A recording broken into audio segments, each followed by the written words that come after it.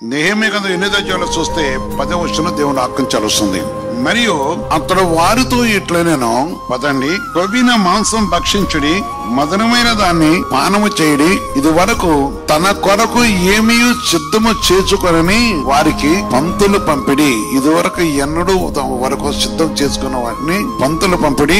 ఏలయనగా ఈ దినము మన ప్రభునకు ప్రతిష్టమాయను, మీరు దుఃఖపడకొడి, యెహోవా యందు ఆనందించు, మీరు బలమనుందుదురు. ఆమేన్, ఆమేన్, ఆమేన్. ఆనందించాలి, దుఃఖపడటం కాదు. పరిశుద్ధ దేవుని వాక్యమును మనం గైకొనాలి. సర్వోన్నతమైన దేవుని వాక్యమును మనం గైకొనాలి. జీవగల దేవుని యొక్క మాటను మనం గైకొనాలి. ఆనందించడం వల్ల పరమ పొందుతాం. ఆనందించుటకు దేవుడు మన పిలిచాడు.